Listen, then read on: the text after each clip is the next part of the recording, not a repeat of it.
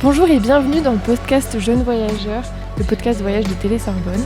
Je m'appelle Marine et je suis accompagnée de Marie, Manon et Nils. Et aujourd'hui, nous recevons Clémentine et Gaëlle qui vont venir nous parler de leur rapport au voyage. Donc, dans un premier temps, est-ce que vous pourriez vous présenter ? Eh bah oui, enchantée. Moi, c'est Clémentine. J'ai 21 ans. Je suis actuellement en master avec d'ailleurs toi, Marine, Tout à et fait. Gaëlle, et de tourisme. Et moi, je viens à l'origine du sud de la France, à côté de Nice, dans c'est pas vraiment une petite ville, mais qui s'appelle Vence. Et il fait soleil toute l'année là-bas et ça me manque beaucoup. Donc moi c'est Gaëlle, j'ai 22 ans et pareil je suis en master de tourisme et je viens de Besançon en Franche-Comté et plus précisément de Planoise et voilà. Est-ce que vous pourriez nous donner une définition de ce que représente le voyage pour vous ? Quelle est votre définition ? Pour moi le voyage c'est partir dans un endroit que l'on ne connaît pas, proche ou moins proche. Donc par exemple si je connais pas le quartier du 14e arrondissement de Paris, c'est un voyage, mais il y a cette notion aussi de découverte du coup de l'inconnu et pour moi le voyage c'est vraiment partir plus d'une journée. Vraiment l'excursion pour moi ça fait pas partie du voyage, c'est une excursion quoi, ça a son nom, faut l'utiliser et voilà c'est vraiment découvrir une nouvelle chose et s'exalter devant la beauté de la vie. Voilà. C'est très beau ce que tu dis. Je pense que je vais reprendre ta définition. Mais pour moi, le voyage, j'y rajouterais le mot aventure aussi.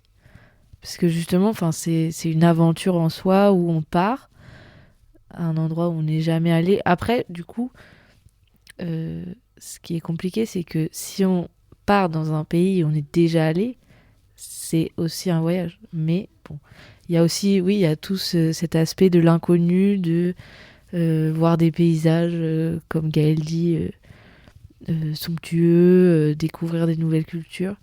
Mais oui, c'est vraiment partir à l'aventure. Bienvenue à toutes les deux. Et est-ce que vous pourriez peut-être nous parler un petit peu de votre relation avec le voyage ? Est-ce que c'est quelque chose qui a toujours fait partie de votre vie ? Ou c'est quelque chose que vous avez connu un petit peu plus tard, à votre majorité par exemple, ou dans votre vingtaine ?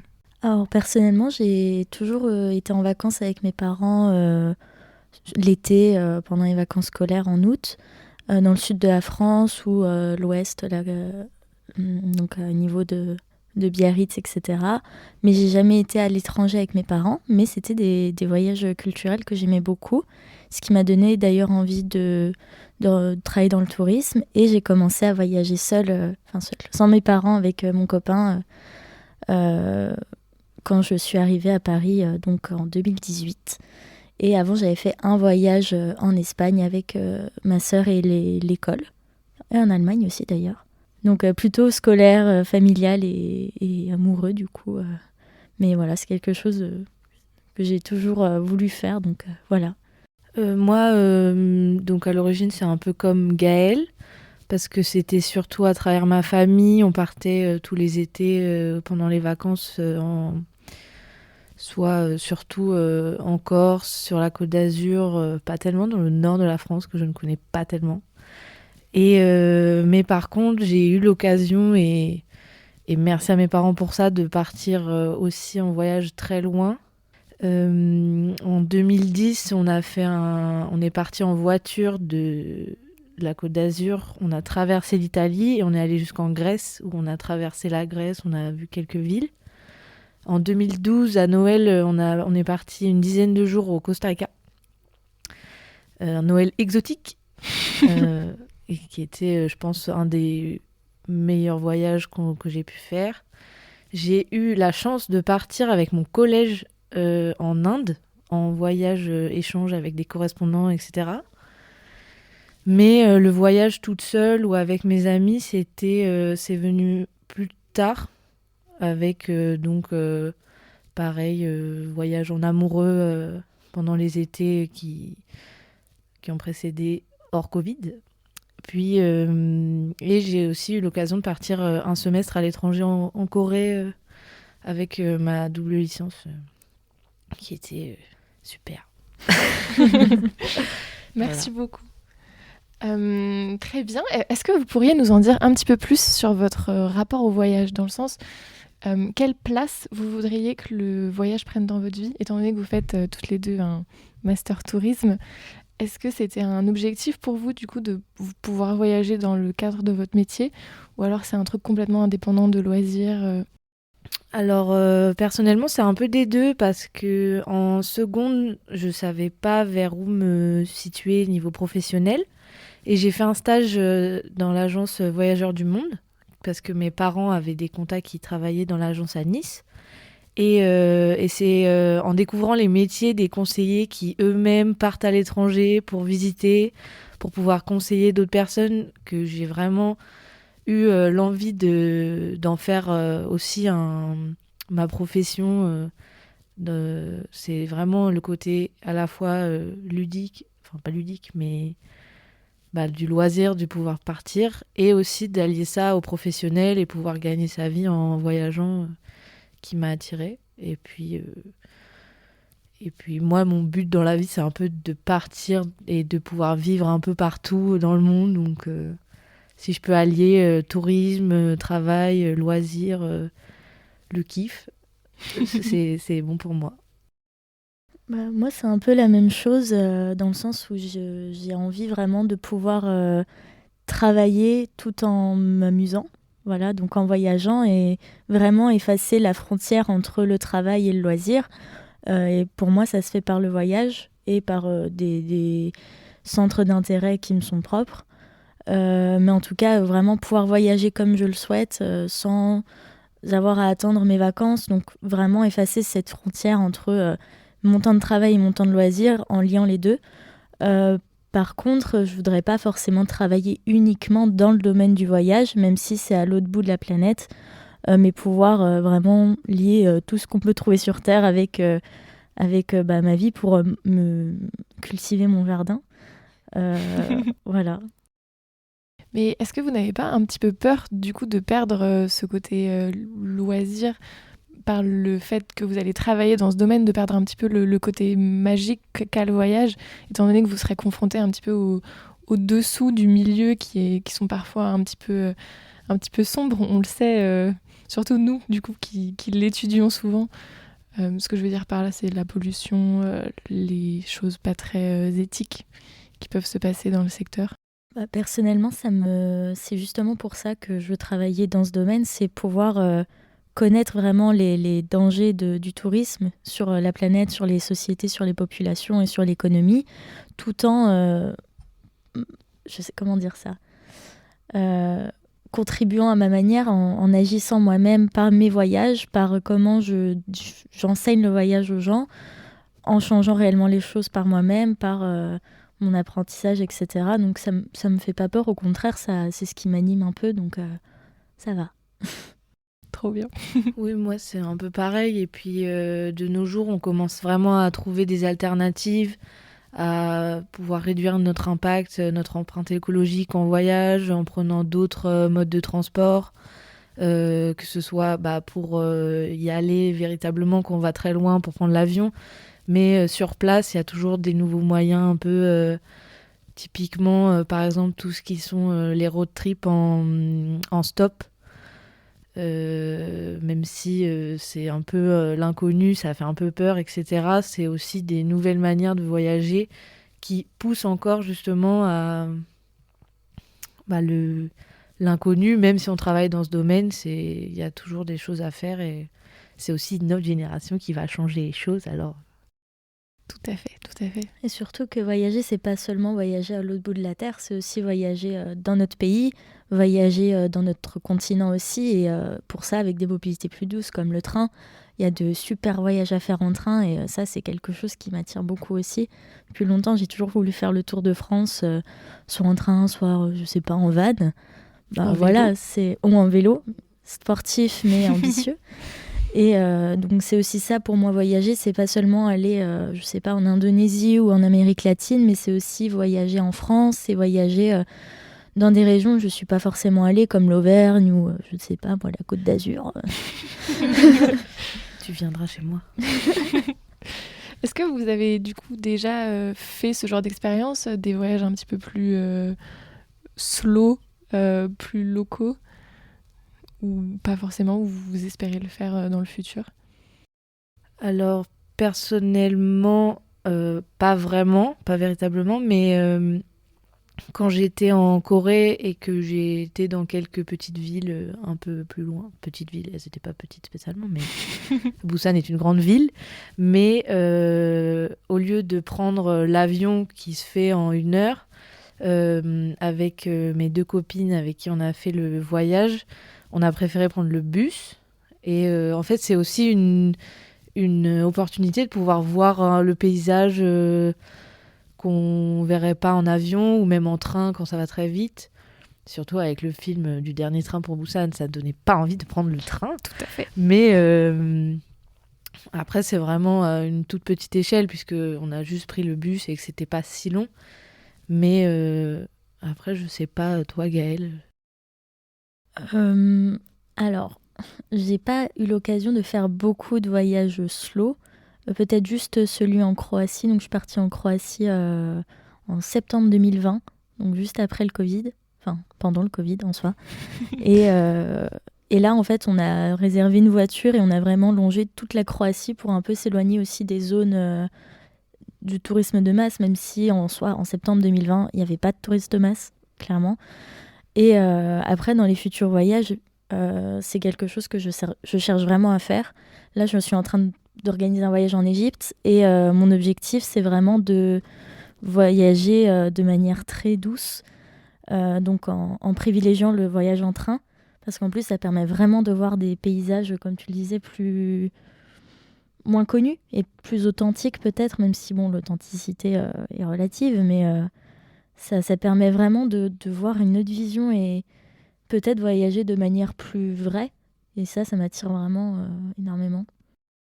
Et est-ce que parmi tous vos voyages, parce que souvent ça demande beaucoup d'organisation, il y en a un que vous auriez fait sur un coup de tête et qui vous a énormément marqué? Par exemple, ça pourrait être en France, même dans une petite ville pas très loin, ou même à l'étranger. Moi, personnellement, la Croatie, ça a été assez sur un coup de tête. De base, on devait partir à Bali en mai, mais du coup, ça a été annulé avec le Covid. Et on s'est dit, c'est dommage de ne pas partir. Donc, on a choisi une destination 2 semaines avant de partir. On a réservé les billets et on est parti sans rien préparer, alors que j'ai tendance à organiser au millimètre près mes voyages. Et là, on n'a rien organisé et c'était le plus beau voyage de ma vie. Vraiment, c'était magnifique, quoi. Et une fois que vous êtes arrivé là-bas, vous étiez pas un petit peu décontenancé par le fait d'avoir un petit peu rien préparé? Ça allait, au moins on avait juste les étapes, donc les logements quand même, le minimum. Et en vrai, non, on se balade et on apprend aussi à découvrir sans forcément s'attendre à des choses. Et ça rend encore le voyage plus beau parce qu'on découvre vraiment sans avoir un imaginaire en tête. Donc au contraire, j'ai préféré ne pas organiser et être sur de la spontanéité que d'avoir organisé et d'être un petit peu déçue, ce qui m'est souvent arrivé à cause de l'organisation. Donc en soi, ça allait. Moi, je réfléchis, mais je crois pas vraiment, parce que justement, j'aime bien être organisée dans ce que je vais faire, voir. Enfin, je vais toujours m'informer sur les choses là où je vais. Après, quand j'ai en Corée, il y avait un week-end où on est parti avec des amis un peu en se disant cool, dans cette petite ville à côté, il y a le parc national, donc on va faire des randonnées. Mais on s'était pas du tout informé sur la ville, ce qu'il y avait à faire dans la petite ville portuaire. Et en fait, il y avait rien à faire. Et c'est aussi sur le moment où on a trouvé des petites activités aussi pour le soir, pour manger, où on a trouvé des... Et c'était sympa, mais j'aime bien quand même l'organisation. Après, si un jour l'occasion se présente et qu'on me dit on part dans tel pays demain, je sauterai sur l'occasion. Mais c'est rare ce genre d'occasion. C'est très rare. Est-ce que tu pourrais nous parler un petit peu plus en détail donc, de ton voyage en Corée? Comment ça s'est passé? Qu'est-ce que vous avez fait? Donc c'était un voyage assez long. Même qu'est-ce que tu as pensé de la culture sur place?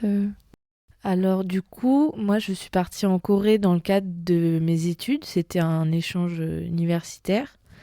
Et c'était... donc je suis partie en août 2020, mi-août, parce que là-bas, il y avait la quarantaine, quatorzaine, mise en place. Et donc, j'ai dû rester enfermée 15 jours dans mon petit appartement dans Séoul, malgré le fait que j'ai été testée négative. Ce qui était très drôle, c'est que mon ami avec qui est parti aussi en même temps que moi, lui est arrivé et il était positif. Donc il a passé sa quatorzaine à l'hôpital en Corée. Mais et en fait, vraiment, en arrivant, moi, j'ai eu un peu une phase pendant que j'étais enfermée chez moi de qu'est-ce que je fais ici pendant le Covid, pendant que, enfin, tous mes autres camarades de ma classe ne sont pas partis. On a été 2-3 à partir. Et puis donc, je suis restée là-bas 4 mois et demi, à peu près, un semestre. Et c'était tellement différent, déjà, de la France, rien qu'au niveau de l'organisation et de comment ils ont géré la crise du Covid. Parce que moi, quand j'y suis allée, donc hormis la quatorzaine qui était un peu restrictive, le reste du temps, il y avait juste les masques en intérieur. Il fallait scanner ou inscrire son nom quand on rentrait dans des restaurants ou dans des magasins. Mais sinon, je pouvais sortir 24 heures sur 24, alors qu'en France, à cette période-là, il y a un moment, il y a eu le deuxième confinement, si je dis pas de bêtises. Et moi, c'était vraiment le moment où moi, j'étais partie en week-end sur la côte, j'étais sur la plage et il y avait vraiment peu de restrictions. Après, mon université, du coup, à Séoul, c'était sympa parce qu'ils avaient mis en place un système de buddies. Donc un peu des marraines, parrains qui sont là pour t'aider, pour te faire visiter, etc. Moi, donc, j'avais 2 buddies qui m'étaient attitrés. Et au début, c'était un peu compliqué parce que normalement, ils organisent des événements, etc. Mais là, l'université, en l'occurrence, faisait rien sur place. Moi, j'ai eu des cours à distance. J'ai eu... et c'était ça aussi qui était sympa parce que ça m'a donné plus de temps pour faire des choses, pour visiter. Parce qu'en fait, le système était des vidéos à regarder pendant la semaine et après, j'avais des examens. Mais j'ai eu un cours en présentiel et c'était un peu compliqué parce que c'était des statistiques spatiales. Et c'est surtout la barrière de la langue qui est compliquée. Parce que le coréen, moi, je suis arrivée en Corée sans... Je m'étais informée pendant l'été sur la Corée, sur les choses à voir. J'avais appris un peu l'alphabet. Mais ça n'a rien à voir avec l'anglais, avec le français, l'espagnol, etc. C'est complètement différent. Et du coup, c'était surtout ça qui était compliqué parce que certains parlent bien anglais, mais sinon, c'est toujours un peu compliqué de se faire comprendre. Surtout, par exemple, donc là, les professeurs, en l'occurrence, qui n'arrivaient pas trop à m'expliquer comment marchait un logiciel sur lequel j'étais censée travailler tout le semestre.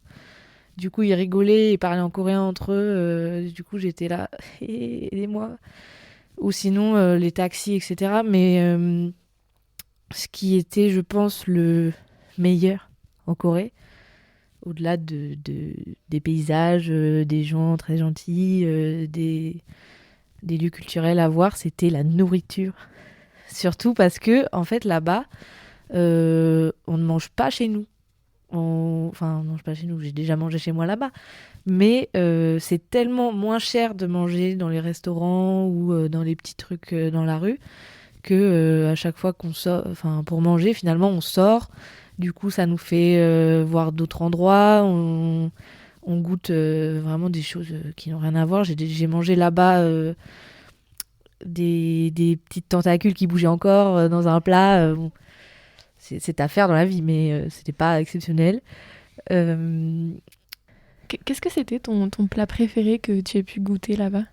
C'était les udon, c'est des grosses nouilles, on va appeler ça comme ça, avec un bouillon, je sais même pas comment expliquer. Mais je pense que c'est ça. En fait, avec une amie, on allait tous les soirs manger dans un tout petit resto. C'était vraiment un truc très familial où il y avait 2 grands-mères qui préparaient les plats derrière les fourneaux et qui nous servaient elles-mêmes. Et du coup, elle faisait ce plat de udon et qui était délicieuse. Et j'aimerais retrouver ce goût-là, mais c'est compliqué. Et après, c'est très épicé par contre. Il faut faire attention. Sinon, on se comprend. Si c'est rouge, préparez-vous à ce que ça pique. Ok. Mais même d'ailleurs, si c'est pas rouge, d'ailleurs. Et les tentacules, ce serait à refaire ou... Bah, en fait, niveau gustatif, ça n'a pas vraiment d'intérêt. Dans la mesure où c'était vraiment des... C'est surtout pour le petit... la petite anecdote de dire j'ai mangé des tentacules qui bougeaient encore dans un petit plat. Et en fait, il y a une espèce de petite sauce au sésame. Et puis c'est du poulpe, alors ça a la texture un peu caoutchouteuse, mais ça n'a pas d'intérêt gustatif. C'est plus pour l'anecdote que c'est drôle. Rien d'exceptionnel. Non, c'est ça. Et du coup, tu as eu l'occasion de faire des petites excursions pendant que tu étais en Corée. Donc, tu es allée à Busan Et à Sokcho, à Sokcho. qui est au nord-est du pays, pas très loin de la frontière d'ailleurs Nord-coréenne. nord-coréenne. Et donc c'est une ville qui à l'époque, il y avait beaucoup de Nord-Coréens justement qui venaient et il reste encore des petits plats un peu typiques nord-coréens qui sont faits là-bas, que je n'ai pas goûté parce que par exemple il y avait des saucisses de porc noir bizarres. Enfin, la photo n'était pas vraiment... Un peu comme du boudin. Ouais, un peu comme du boudin. Ok. Mais piquant. Donc, je suis pas très fan de boudin. Donc, Mais et en fait, là-bas, à Sokcho, il y a le parc national. Donc, avec des super montagnes, avec plein de randonnées, avec la vue sur la mer. Il y a la mer. Mais il y avait beaucoup de circuits des randonnées qui étaient fermés justement avec le Covid. Parce que c'est un endroit quand même assez touristique. Même si la ville en soi, c'est une petite ville portuaire où il n'y a pas grand monde, ni grand chose à faire. C'est assez, il y a beaucoup de monde, même pour des petits pèlerinages, parce qu'il y a vachement la religion, beaucoup de statues de Bouddha, il me semble. Je sais pas si je dis des bêtises, mais voilà. Ok, très bien. Merci beaucoup. Et toi, Gaëlle, est-ce que tu pourrais nous parler d'un de tes meilleurs voyages, peut-être la Croatie ou la Russie? Bon, la Croatie sûrement. La Croatie, c'est le meilleur que j'ai fait pour moi. Après, la Russie est drôle, donc je pourrais un peu raconter des deux. Ah parce que c'est carrément, pas très drôle. clairement.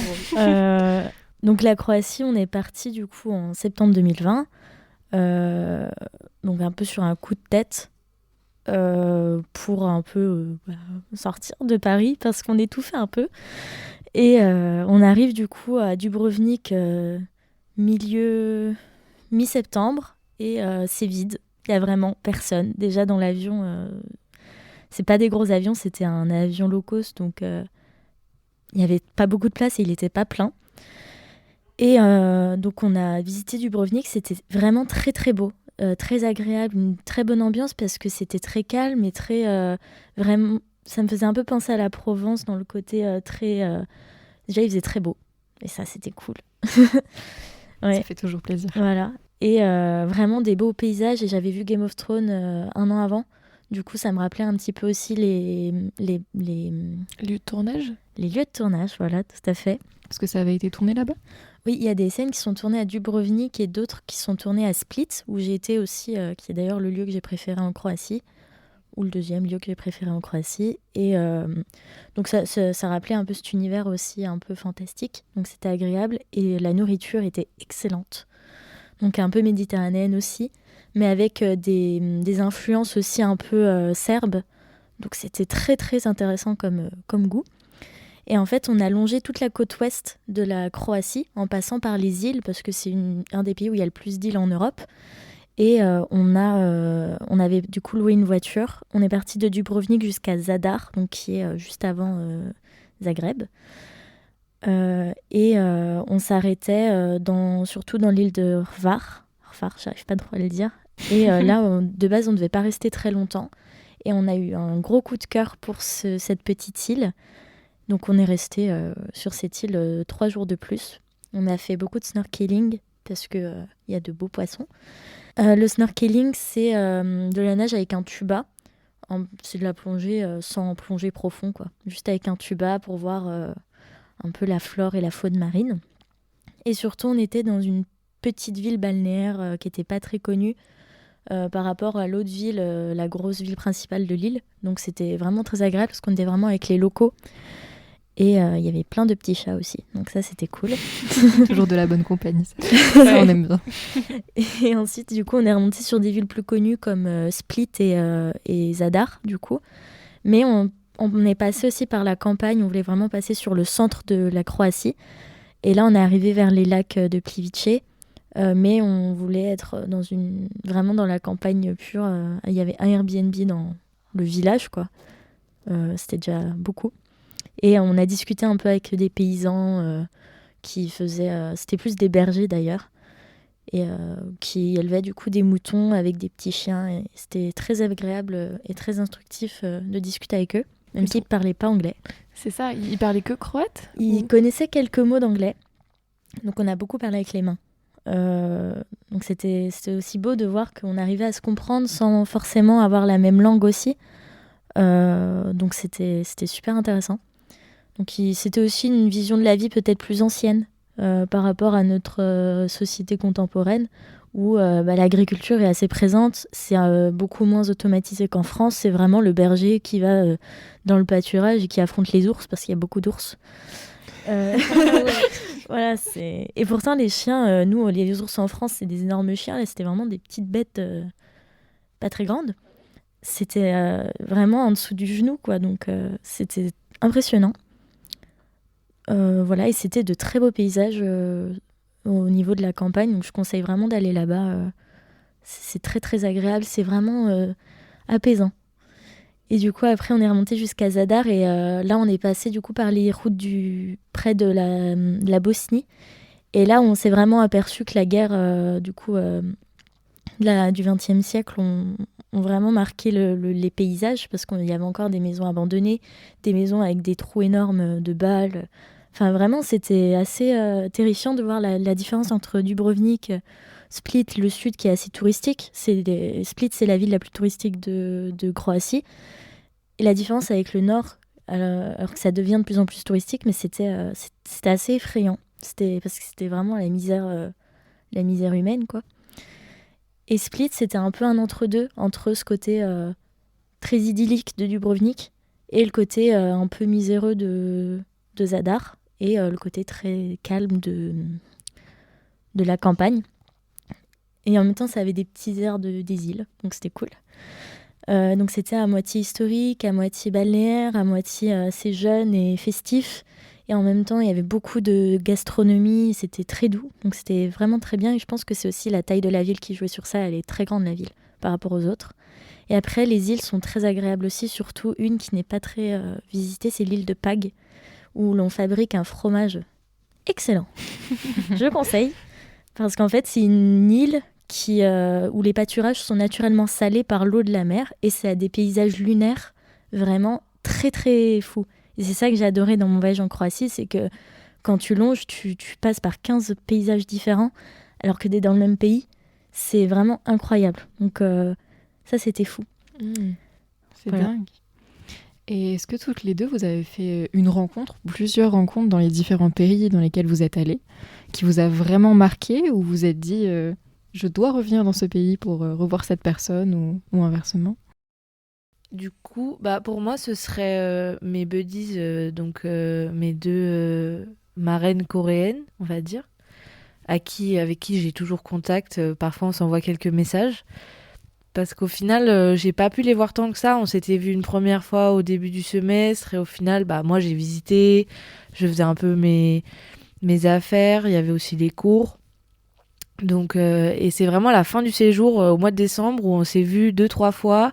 Elles m'ont offert des cadeaux, on est allé au restaurant, elles m'ont fait visiter des endroits auxquels j'aurais pas pensé directement. Et elles m'ont demandé de m'accompagner à l'aéroport. Et il y en a une qui vient normalement l'été prochain à Paris.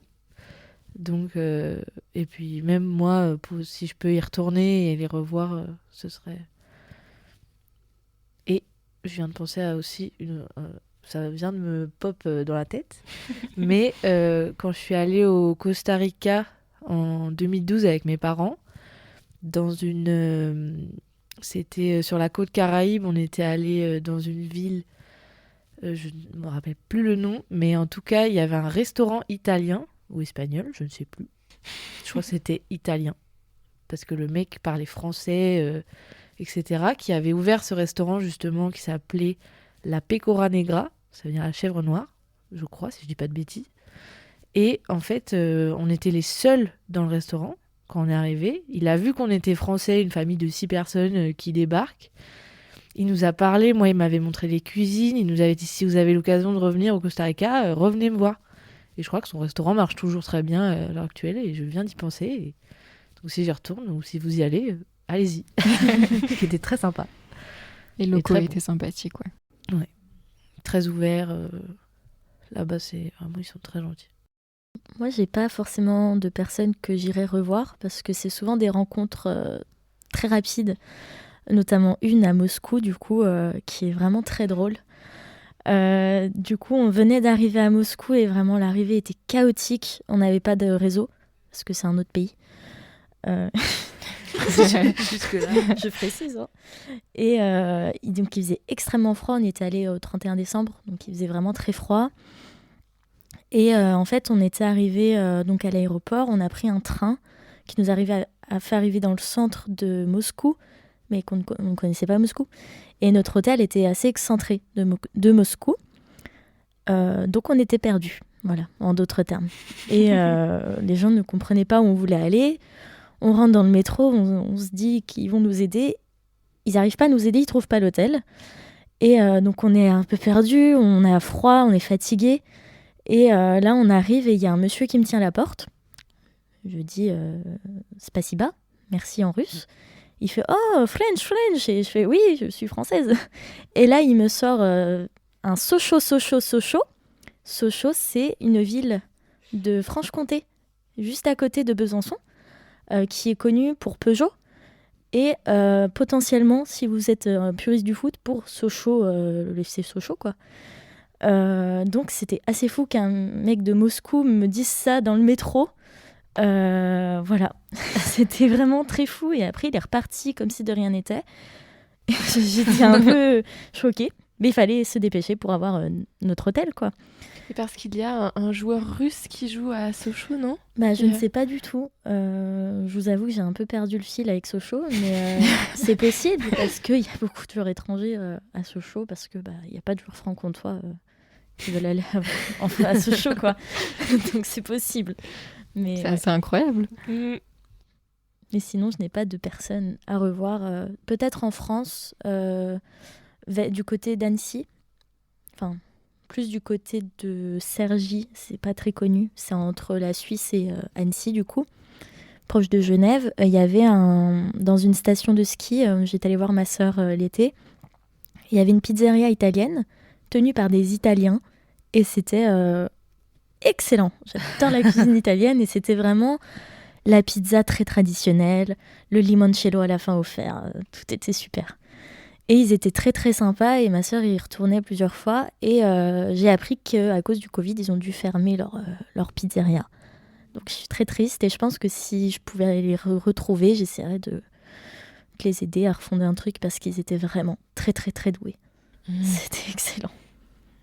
Maintenant, une autre question. Est-ce que vous auriez une anecdote à nous raconter vis-à-vis d'une mésaventure, d'une péripétie qui vous est arrivée pendant que vous étiez en voyage, ou qui s'est bien finie, avec un peu de chance, enfin, j'espère.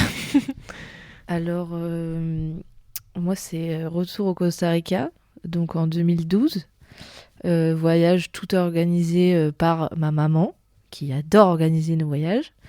Et quand on était justement sur la côte Caraïbe, dans la ville, dont je ne me souviens plus du nom, c'était très proche de la frontière avec le Panama. Et ma maman avait eu connaissance d'un sentier de randonnée avec lequel on pouvait justement se rendre à la frontière avec le Panama et après refaire le retour sur la plage, etc. Un truc organisé. Ce qu'elle n'avait pas prévu, c'était que la semaine d'avant, il y avait eu des intempéries très très fortes. Et donc, nous sommes partis pour cette randonnée on n'était pas du tout en tenue. Finalement, on avait chacun soit des Birkenstock, là, des chaussures qui sandales. tiennent bien les pieds. Mais finalement, quand ton pied est coincé dans la boue, comme ma sœur, je m'en souviens très bien, en fait, on avait vraiment de la boue au mollet. Moi, j'étais pas très grande, j'avais 12 ans. Mon frère, il nous attrapait pour essayer de nous sortir de la boue. On avait l'impression d'être dans des sables mouvants. Ma sœur sort son pied de la boue, il n'y a plus sa chaussure. On met la main dans la boue pour attraper la chaussure. Au final, on était perdus. On faisait que crier « Maman, tu nous emmènes où ?» C'était « Ah, mais c'est pas ma faute !» Parce qu'on suivait finalement le bon chemin, mais juste, c'était pas possible. Et même à l'heure actuelle, on est souvent très blagueur parce qu'on lui dit « De toute façon, on ne te suit plus parce qu'à chaque fois, il nous arrive des bêtises. » Au final, ça s'est bien passé parce qu'on a fait un petit demi-tour, on a trouvé des plages superbes, etc. Mais le risque de déjà se perdre dans la forêt au Costa Rica, dans un endroit où on ne sait pas où on est. Et puis surtout qu'à des moments, on croisait des petites grenouilles. Mais les petites grenouilles au Costa Rica, elles sont pas toutes très gentilles. Parce que si elles sont très colorées, il faut pas les toucher. Du coup, on s'est dit, si à tout moment, on marche sur une grenouille... on meurt, je ne sais pas. Je ne sais pas ce qui va nous arriver, mais on pensait que ce serait la fin pour nous, mais au final, on s'en est sortis. Mais c'était une mésaventure très marrante. Surtout le moment où ma sœur a vraiment perdu sa chaussure dans la boue. Ça, je m'en rappelle bien. Vous l'avez retrouvée, la chaussure ? Oui, parce que j'ai mis ma main dans le trou de son mollet. Finalement, j'ai mis ma main, j'ai chopé la chaussure, j'ai retiré. J'avais de la boue jusque... Et au final, moi, j'avais changé de chaussures. J'avais mis des chaussures de plage qui étaient un peu plus efficaces parce qu'elles s'accrochaient à mon pied. Mais ça glissait. Il y avait des montées où on était obligé de s'accrocher avec les mains. On est allé sur la plage, on se baignait, on s'est lavé parce qu'on avait de la boue partout, quoi. Mais c'était bien drôle. Un bon souvenir de famille. C'est ça. On s'était aussi perdus dans la forêt sur l'île de Porquerolles. Je connais. À côté de Toulon. Encore à cause de ma maman qui avait une carte un peu trop vieille et un sentier qui n'existait plus. Et du coup, pendant presque 2 heures, avec mon frère qui avait un bâton pour casser des branches, on avait des écorchures partout de branches sèches qui nous avaient griffés. Notre chien était avec nous à l'époque. À un moment, il a abandonné, il s'est mis par terre et il ne bougeait plus. Il a dit « Bon, là, j'en ai marre. » Donc, n'allez pas en voyage avec ma mère, sinon vous vous perdez. Mais c'était bien drôle. Moi, du coup, c'était à Moscou, l'arrivée à Moscou chaotique. Du coup, comme j'ai expliqué, on avait pris un train pour aller dans le centre. On a fait 3 fois le tour. On a été escorté à un moment donné par l'armée. J'étais effrayée. Mon copain, lui, discutait avec le soldat. Moi, j'avais peur. Clairement. Donc, il nous amène à l'arrêt de tram, très gentil. On prend le tram qui va dans le mauvais sens. Donc, on est allé à l'autre bout de la ville. Donc, on a repris le tram pour aller à l'autre bout. Ça faisait 3 heures qu'on était à Moscou. On en avait marre.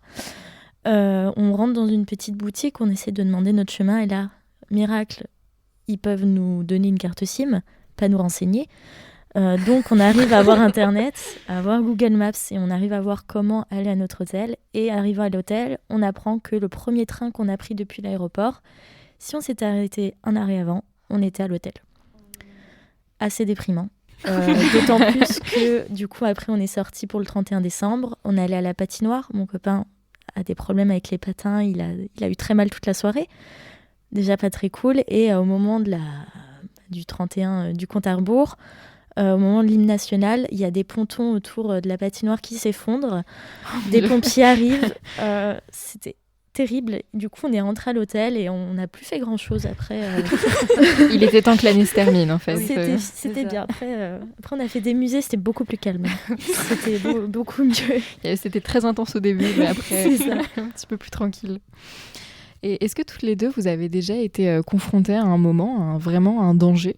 Parce qu'aujourd'hui, on est de plus en plus à vouloir un peu voyager seul, de vouloir découvrir un peu ce que c'est. Mais on s'en doute, certaines régions, que ce soit en France ou ailleurs, peuvent être dangereuses. Est-ce que vous avez du coup été déjà confronté à ça, ou été dans une position où vous vous êtes dit, bon, j'évite d'y aller, ou je me mets avec des gens, imaginons, pour devoir sauver votre peau ? Alors, pas tellement. Enfin, pas dans mes souvenirs, parce que généralement, soit je suis accompagnée, ou quand je suis toute seule, finalement, même en France, dans le métro à Paris, dans les autres pays où je suis allée, j'étais plus en sécurité, même seule, à 20 ans, 12 ans, qu'à Paris, dans le métro, à 1h du matin. Mais il y a une fois, bon, du coup, pas un réel danger, mais j'aurais pu mourir. C'est... Les grenouilles. Non. Non, c'est une vache. C'est un taureau quand j'étais petite. Lyon, à l'ouest de Lyon. On se baladait avec ma famille et il y avait des troupeaux de vaches, dont un taureau qui n'avait l'air pas content qu'on soit là avec ma famille. Et le taureau a voulu me foncer dessus. Et mon père s'est mis entre moi et le taureau. Donc c'est pris un petit coup de taureau quand même, mais voilà, faut juste. Ou sinon, c'est le risque de. Quand vous jouez dans les vagues, il faut toujours faire attention à regarder avant de jouer dans les vagues s'il y a des rochers autour. Parce que moi, avec mes frères et sœurs, c'est un peu notre habitude quand on va à un endroit où il y a de la mer et des vagues, on aime bien jouer dedans.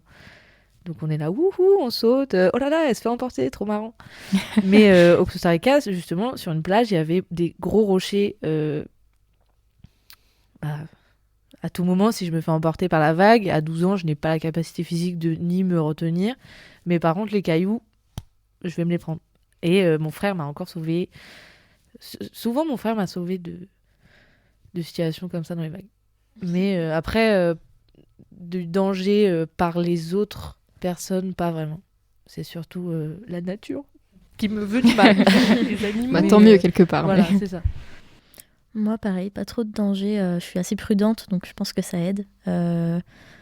J'évite d'aller dans des endroits qui font trop peur. À part à Moscou, du coup, là, le danger était partout.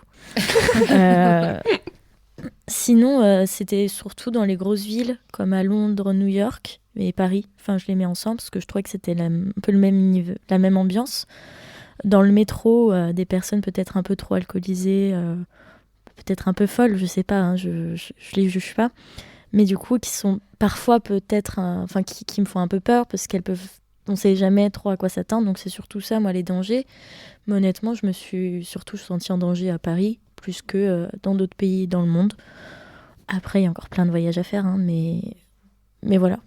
Et est-ce que vous avez déjà voyagé seul ou est-ce que c'est dans vos projets, par exemple? Ça vous intéresserait? Alors, moi, j'ai juste pris l'avion seul pour aller à New York et pour revenir, du coup, de New York. C'était déjà une aventure, parce que c'était long. J'avais genre 7 heures d'escale. C'était beau. C'était incroyable, New York. Mais sinon, j'aimerais beaucoup voyager seule ou avec des amis, parce que du coup, j'ai jamais voyagé Sans ton copain? sans mon copain ou sans vraiment une figure adulte. Moi, je dis pas que je suis une enfant et qu'il est un adulte, hein, mais voilà, il est plus vieux que moi et c'est un homme, donc forcément une allure plus protectrice. Et du coup, j'aimerais bien tenter un peu cette expérience de partir seule et un peu spontanément aussi comme ça, en voiture ou je ne sais quoi, on est en train à l'autre bout de l'Europe, je sais pas, mais ou l'autre bout de la France d'ailleurs. Ça m'attire bien. Bien, moi, du coup, quand je suis partie en Corée, je savais que j'avais un ami qui partait aussi, mais finalement, on n'était pas du tout dans le même logement ni rien, donc avant de me faire des amis ou même rencontrer mes buddies, j'étais seule. Après, quand j'ai fait mes petites excursions, j'étais avec des amis, mais il y en a une, notamment à Busan, où j'aurais peut-être préféré le faire tout seul ou avec juste une copine, parce que en fait, il faut vraiment, je pense, moi j'aime beaucoup, je pense que je préférais voyager seule justement et que j'aimerais bien tenter l'expérience vraiment d'être toute seule. Parce que les mauvaises expériences de partir avec des personnes qu'on connaît pas vraiment et justement on connaît pas ce qu'ils aiment faire. Moi j'avais tout préparé et j'avais organisé bien les choses niveau horaire, on pouvait tout visiter, c'était super.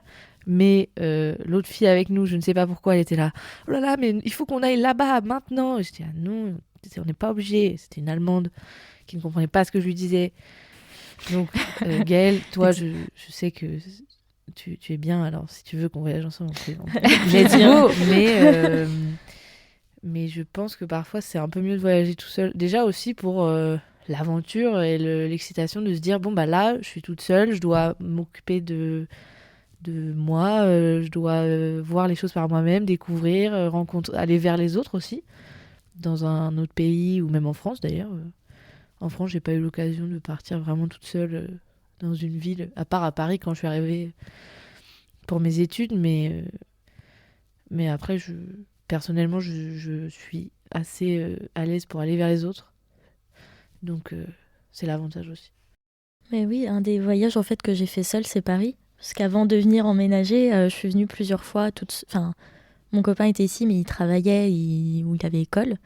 Donc, j'étais seule dans Paris. Et du coup, je me baladais avec un ticket de métro dans tout Paris. Et je me perdais souvent. Bon, même les Parisiens se perdent Voilà. souvent. Surtout qu'à l'époque, je n'avais pas Internet sur mon téléphone. Donc, c'était vraiment la découverte de Paris. Et c'était très enrichissant. Et beaucoup d'introspection. Parce que quand on marche avec juste de la musique dans les oreilles, on pense beaucoup. Et ça a été très constructif. Et je pense que ça m'a permis d'un peu mieux m'adapter à la ville avant d'emménager. Et même quand j'ai emménagé, j'ai dû aller vers les autres, m'habituer aux autres, ce qui était assez dur pour moi. Heureusement, je suis arrivée en mai, donc j'ai eu 3 mois pour un peu m'habituer. Donc j'ai travaillé et tout. Et c'est là que j'ai rencontré beaucoup de monde de partout, parce que je travaillais du coup à Notre-Dame de Paris et j'ai vraiment rencontré des gens de tout le monde entier. Et donc ça, c'était juste en venant à Paris, j'étais seule, mais en rencontrant plein de monde du monde entier. Et en même temps, je devais un peu m'adapter avec les Parisiens qui sont très particuliers. Alors pour rebondir du coup sur la thématique du voyage seul, il y a un super groupe Facebook qui s'appelle We Are Backpackers, donc qui centralise en fait plein de femmes qui ont envie de voyager seules et du coup dans une optique un petit peu aventure, un peu avec le minimum, pour essayer de faire un voyage le plus authentique possible. Donc c'est vraiment un très bon groupe Facebook avec beaucoup de recommandations où c'est possible de demander des conseils ou même d'avoir des idées de voyage. Donc je vous le recommande vivement. Sinon, j'avais une question suivante. Est-ce que vous pourriez nous décrire un petit peu plus précisément quelles sont vos motivations pour voyager ? Non, en fait, je trouve que dans le voyage, il y a tellement de dimensions qui rentrent en compte. Rien que, déjà, autour des rencontres, aller un peu vers l'autre, vers l'inconnu, avec justement soit la barrière de la langue, où du coup, on est poussé à justement communiquer avec des personnes avec qui on communiquerait pas dans la vie de tous les jours. Après, y a les aspects culturels, rien que... tout ce qui est dépaysant niveau culture. Moi, quand je suis allée en Inde, ça n'a rien à voir avec la France, finalement, ou même l'Europe en général. Mais moi, je pense que le top 1 de mes raisons, c'est surtout les paysages. Moi, j'adore la nature, même si elle me veut du mal. Mais je pense qu'il y a tellement de paysages à découvrir. Rien que en France d'ailleurs, rien qu'en France, on peut aller dans les Alpes, on peut aller sur la côte ouest. Il y a des plages qui font des kilomètres de long, superbes. Au nord, il y a des côtes magnifiques et je trouve que on a de la chance de voir. Donc j'en profite. Mais je pense que c'est ça. Moi, mon top 1 aussi, c'est les paysages. J'adore les belles choses. Vraiment. Mais j'adore m'exalter devant des choses magnifiques. Donc, au-delà des paysages naturels, c'est aussi une belle œuvre d'art. Je me souviens, un jour, j'étais à Londres, du coup, au National Gallery. Et il y avait une peinture pas extrêmement connue. Je ne sais même plus le nom de la peinture. Et je suis restée devant 20 minutes, juste parce qu'elle me faisait ressentir des émotions fortes. Et je pense que c'est surtout ça que je veux ressentir en voyage, c'est ces émotions où vraiment je suis à 2 doigts de pleurer, voire je pleure parce que je trouve ça incroyable de vivre ça, en fait, d'être dans ce moment-là. C'est ma raison principale, c'est vraiment de faire ressortir des émotions. Et c'est aussi un peu de trouver un peu qui je suis, faire une sorte d'introspection en rencontrant l'autre, en rencontrant différentes cultures, en rencontrant aussi ce que moi je peux aimer et ne pas aimer. Et que ce soit niveau nourriture, que ce soit niveau comportement des gens, niveau paysage, niveau ambiance. Et c'est aussi rencontrer les gens, découvrir leur culture, découvrir leur manière de vivre et vraiment profiter de ce que toute la vie a à nous offrir. Et je trouve que c'est vraiment ce qu'il y a de plus beau dans le voyage. Et donc, est-ce que vous pourriez également nous parler un petit peu de votre relation entre le privilège et le voyage ? Est-ce que vous considérez que voyager, c'est un privilège pour vous ? Est-ce que peut-être voyager vous a fait vous rendre compte de certains privilèges que vous aviez, si jamais vous avez pu voyager dans des destinations où les niveaux de vie étaient très disparates ? Alors, c'est une vaste question. Déjà, au niveau de... Est-ce que je me suis rendu compte du privilège que j'avais par rapport à d'autres destinations ? Oui. Notamment en Croatie, où on a vraiment vu une misère énorme dans certains endroits, même en Grèce, plus récemment, notamment à Santorin, où... moi, ça me rend assez triste, mais j'aime pas voir ça en voyage, parce que vraiment, je pleure, quoi. C'est horrible. Mais tu vois vraiment la misère des gens qui dorment dans la rue et qui ont rien et parfois font même des choses qu'ils feraient pas forcément s'ils avaient le moyen de pas les faire. Je pense à des dérives touristiques ou autres, d'ailleurs. Donc là, on se rend un peu plus compte et c'est peut-être aussi une motivation du voyage, c'est de se dire, de se remettre à notre niveau, de dire ok, on a de la chance et il faut en profiter de cette chance, ne pas être trop cupide, etc. Et sinon, au niveau aussi économique, je trouve que le voyage, et cela je l'ai ressenti avec mes parents, qui n'ont pas la chance de voyager dans le monde comme moi je le fais. Ma mère, à chaque fois que je rentre de voyage, elle me dit « Ah, t'as de la chance, j'aimerais beaucoup faire ça et tout ». Je sais qu'eux n'ont pas les moyens de le faire. Et ça rend triste aussi de savoir que ça appartient à une tranche de la population et pas à toute la population. Mais d'un autre côté, tant mieux. Enfin, c'est horrible de dire ça, mais... Aujourd'hui, on a un stade où le voyage devient de plus en plus rare. Enfin, il devrait être de plus en plus rare parce que plus on voyage, plus on détruit ce pourquoi on voyage. Et donc, il y a toute cette question de est-ce qu'on laisse seulement la possibilité à certaines personnes de voyager ? Et du coup, les personnes qui ont moins les moyens de voyager, est-ce qu'on les laisse voyager en France, du coup, des moyens plus doux et donc moins chers ?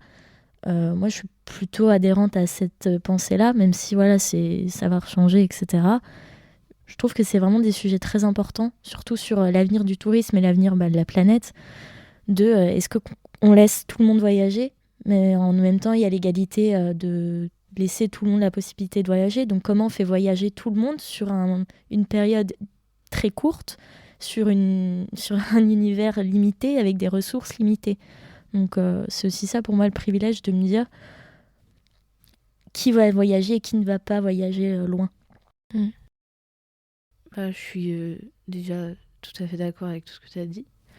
Et si je peux rajouter quelque chose, c'est que je pense aussi que ça a un privilège au niveau de l'éducation personnelle. Moi, quand je parle du fait que j'ai pu voyager avec ma famille, c'est vraiment une chance que j'ai eue. Donc un privilège par rapport à d'autres peut-être amis à l'époque qui eux voyageaient moins loin, même si c'est toujours du voyage et que c'est toujours intéressant, mais moi d'avoir pu aller aussi loin, découvrir de nouvelles cultures, je pense que ça a vraiment un but aussi éducationnel éducatif. Ouh là là. Super. Ça a vraiment un but éducatif qui est je pense même pour l'ouverture vers les autres, être plus tolérant, etc. Et par rapport aux privilèges, même quand Gaëlle parlait de la Croatie, la différence que tu vois quand tu vas dans un pays où justement il y a de la misère ou quoi, ou que économiquement c'est des pays moins développés, etc. Quand je suis allée en Inde au collège, on a fait donc New Delhi, Agra et Jaipur au Rajasthan.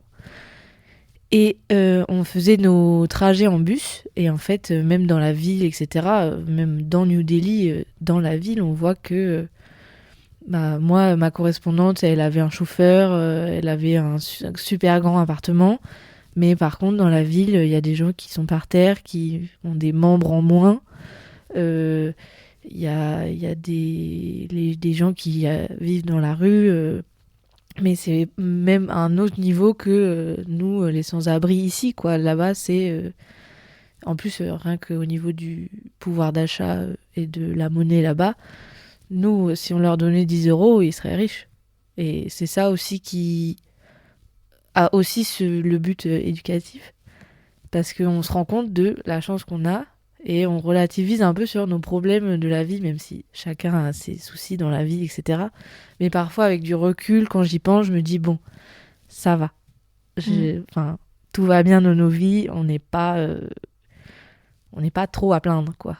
Et je pense que c'est un privilège aussi à ce niveau-là. C'est clair. Je vais peut-être changer un petit peu la couleur du discours, mais pour toutes les deux, quel serait votre voyage de rêve, même au niveau de l'organisation? Est-ce qu'il serait avec des amis, avec votre compagnon ou autre? Quelle destination? Oui, surtout. Alors, moi, depuis de nombreuses années, je veux partir au Japon. Que ce soit parce que de base, je suis une fan d'anime, mais aussi parce que pour tout le reste, quoi. Et c'est notamment là où je voulais aller de base pour mon échange universitaire, mais ils ne prennent que des gens qui parlent japonais. Je ne parle pas japonais. Enfin, j'ai les bases d'anime, mais j'avais l'occasion d'y aller encore il y a l'année dernière, mais parce que mon ex-petit ami nous avait offert un voyage pour y aller, mais Covid oblige, nous n'avons pas pu partir une première fois, et Covid oblige, on n'a pas pu partir la deuxième fois. Donc au final, je ne vais pas y aller, mais mon but reste quand même d'y aller seule ou avec... peut-être que j'aimerais bien y aller avec ma famille, parce que j'adore voyager avec ma famille. Je pense que c'est les personnes avec qui je préfère voyager. Même si j'ai pas encore voyagé avec suffisamment de monde pour me faire une idée, mais et je sais aussi qu'avec mes frères et sœurs, donc on est une fratrie de 4, et on aimerait bien s'organiser un voyage dans les années à venir, tous les 4. On n'a pas encore décidé de où, quand, etc. Mais on aimerait bien se faire ça pour nous, pour pouvoir se retrouver. Et sinon, mon frère qui était parti en Mongolie il y a plusieurs années, ça m'a... Je veux aller en Mongolie. Et juste parce que lui, il avait traversé vraiment avec un van, avec plusieurs autres personnes, un ami à lui. Et du coup, ils traversaient des paysages magnifiques. Il y a le désert qui est... Waouh! Et je pense que se retrouver à un endroit comme un désert, le désert en Mongolie, et ne rien voir, tu fais un 360, il n'y a rien autour, ça doit être fou. Et je pense qu'une déconnexion un peu, il y en a besoin, surtout à notre époque. Mais voilà. Alors moi, j'ai un problème dans la vie, c'est que je ne sais pas faire de choix. Donc, je n'arrive pas à choisir une destination. Vraiment, c'est pas possible. Et j'ai énormément de projets de voyage. J'en ai un depuis plus de 10 ans. C'est le Costa Rica, justement. En fait, j'étais en technologie au collège, en 5e, et j'ai vu une photo du Costa Rica, et depuis, j'ai une obsession pour le Costa Rica assez puissante. Voilà, surtout ils sont assez exemplaires au niveau de l'écotourisme, et ils ont un écosystème incroyable, très impressionnant. Donc le Costa Rica, et plus globalement l'Amérique latine centrale, ça m'attire vraiment beaucoup. Donc vraiment, j'aimerais beaucoup faire un road trip en Amérique latine, sur la cordillère des Andes, etc. J'aimerais beaucoup aussi faire un road trip en Asie du Sud-Est. Enfin, en Asie du Sud en général. Je sais pas pourquoi, j'ai envie, c'est tout. L'envie de découvrir. Voilà. Et il y a vraiment beaucoup de destinations, et ça, peu importe avec qui je suis, je sais que ce sera beau. Donc moi, ça me va. Et il y a juste une destination, enfin un projet de voyage où j'ai des personnes précises avec mes parents ils n'ont pas eu la chance de voyager, donc j'aimerais beaucoup les amener vers le voyage en Égypte, parce qu'ils adorent l'Égypte. Donc là, j'y vais déjà seule, comme ça je prépare. Et après, je les amène voyager en Égypte. Sinon, globalement, un petit tour du monde, Oui, c'est un peu le truc de tout le ça monde. serait sympa.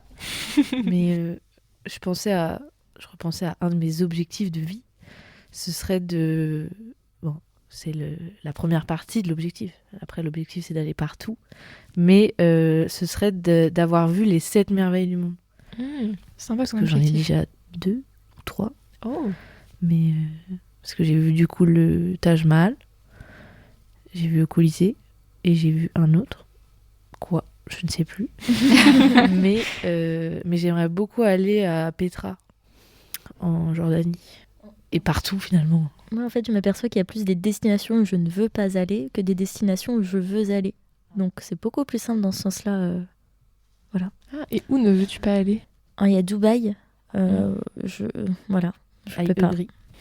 Je sais que c'est relatif et que c'est pas forcément juste de boycotter une destination parce qu'au final, les travailleurs, eux, en souffrent. Mais d'un autre côté, vu comme ils sont traités, je sais pas si mon voyage changera quelque chose. Et après, c'est plus des destinations comme Las Vegas où vraiment tout est artificiel. Ça m'attire pas trop. Si j'ai l'occasion d'y aller, pourquoi pas. Mais en tout cas, moi, je ne prendrai pas l'initiative d'y aller. Même si c'est une belle expérience, ça m'attire pas trop. Voilà. Tu recherches l'authenticité. Même au-delà de l'authenticité, parce que j'étais à New York et c'était pas authentique, mais j'ai bien aimé. En fait, c'est des villes quand même qui ont existé avant le tourisme, alors que Las Vegas, ça a été créé pour le tourisme, et ça, moi, ça ne m'attire pas. Et en plus, d'un autre côté, j'aime pas trop le jeu. Enfin, c'est pas un univers qui m'attire aussi. Tu vois, par exemple, le Japon, la culture peut-être ancestrale m'attire. Par contre, côté animé, côté moderne, ça m'attire moins. Mais j'aimerais y aller. Tu vois, c'est juste vraiment le côté surconsommation et trop américain souvent. J'aime pas trop. Et Dubaï, c'est plus pour des questions éthiques. Voilà. Ouais, t'as besoin de ce côté un peu historique aussi de la chose, où c'est plus juste se dégager un petit peu, on va dire, de notre ère actuelle. Ouais, je sais. Après, j'ai toujours aimé l'histoire, donc c'est peut-être pour ça aussi que je cherche des coins plus historiques. Enfin, j'adore la culture et quand je voyageais avec mes parents, on faisait que des visites historiques pratiquement, donc c'est peut-être pour ça aussi que je suis plus proche de destinations comme, je sais pas, Londres, la Grèce, l'Italie, que New York où vraiment c'était très moderne. Mais d'un autre côté, j'aime bien découvrir aussi des choses que je ne connais pas. J'ai été très surprise, notamment à New York, d'aimer Wall Street, alors que la bourse, c'est pas ce qui me passionne et c'est assez moderne aussi. C'est surtout d'un point de vue très personnel, je pense, par rapport à ce que j'aime aussi en dehors du voyage, donc l'histoire, la culture et tout. Super, merci beaucoup. Merci à vous. Merci beaucoup. Donc c'est une fin de tournage. Merci d'être intervenue. Merci donc à Marie, ma co-présentatrice, à Nils, le super ingé son, et à Manon, la meilleure respo. Oula, Morgane va crier. Donc j'espère que vous avez apprécié nous écouter et à très bientôt avec les podcasts Télé Sorbonne.